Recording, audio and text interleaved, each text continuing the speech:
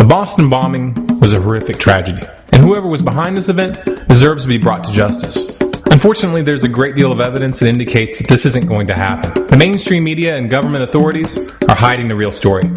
In this video, we are going to demonstrate that at the very minimum, the authorities had prior knowledge of the attack and allowed it to happen. Now, the first anomaly that surfaced immediately after the bombing was an eyewitness account indicating that there were government agents on the scene and on the roof right before the blast. This eyewitness account can be confirmed by looking at photographic evidence before and after the event. There are pictures clearly showing someone on the roof and several men wearing identical pants, boots, and shirts and listening to communications through devices in their ears. These men were positioned right next to the blast zone, then later moved across the street just before the bomb went off. These same men were then seen communicating with authorities after the explosion. One photo shows one of these men walking around on the scene with an unidentified device. Another shows someone crouching next to a backpack in a doorway. This photographic evidence opens up another can of worms because these uniforms match the dress code of a private security company called Kraft International. And in one of the photos, a logo can be seen on one of their hats that seems to match the Kraft International logo. Neither the mainstream media nor government officials have made any mention of the contractors. And when government officials were confronted, they refused to answer the question.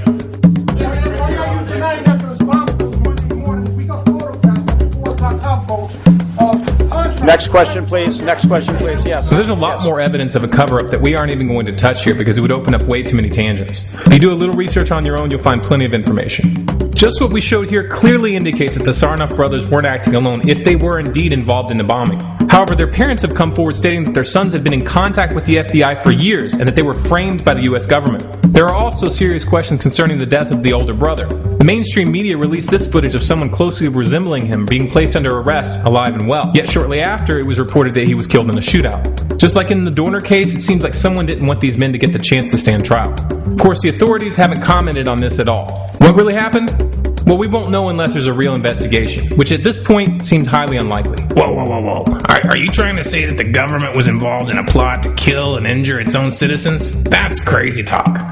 Really, you think so? Funny, Ted Gunderson, a former FBI chief, has a different point of view. Look at the terrorist acts that have occurred. The CIA behind most, if not all of them. We had the Marine barracks. We had our embassy in Kenya. We had Pan Am 103. We had the USS Cole. We had Oklahoma City. We had the World Trade Center in 1993. So if this event was engineered by the government or intentionally allowed to happen, what's the motive?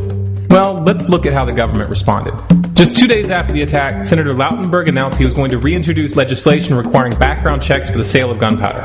And as we warned in a previous video, while everyone was distracted by these events, they passed the CISPA internet bill in the House. Now it just has to go through the Senate. Also under this cover, the president signed a law called S-716, which basically gutted the Stock Act, which was intended to make it harder for the legislative and executive branches from engaging in insider trading. The media distraction conveniently kept the attention off of this. However, the most disturbing aspect of this situation is the way they used it to roll out martial law on the streets. Using the exact armored vehicles we had exposed in a previous video entitled Government Preparing for a Collapse, and not in a nice way. We saw these militarized SWAT teams searching from house to house with no warrants. The streets looked like a war zone. This was a further extension of the abuses we saw in the Dorner case.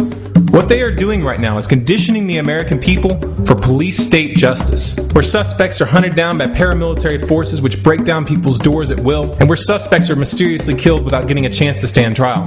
This is what the NDAA looks like, people. They didn't make these laws for nothing, and what we're seeing is just the beginning. Make no mistake, the people who are really behind this event aren't going to stop. There's more to come, and the violations of your rights are going to become more and more blatant. The powers that be are building up to something big. I don't pretend to know what that event is, and I don't pretend to know when it's going to happen. But I will say this. If we allow them to get away with this now, eventually these scenes that we saw in Watertown are going to be directed at political dissidents. All of the signs that your government is preparing for a full police state crackdown are right in front of your eyes. We've shown in previous videos how the government is buying up billions of rounds of hollow point ammunition, setting up plans and training employees for military detention camps for U.S. citizens, and buying up thousands of military-grade armored vehicles like we saw being deployed in Watertown. I understand that this is extreme, and that some of you may be hesitant to share this information with others. But if you see what's at stake here, then you have the responsibility to do everything in your power to wake people up. The embarrassment you may feel when someone calls you a conspiracy theorist or something along those lines is nothing compared to the consequences of allowing these criminals to proceed unhindered. Please make a commitment to reach out to as many people as you can, especially the police, the military, and the DHS. There are good men and women in these organizations. We've got to get their attention. We've got to help them realize where this is going. If we fail, in the not too distant future, you're going to wake up and realize that you're living in a full-out military dictatorship. And when that day comes, it's going to be too late.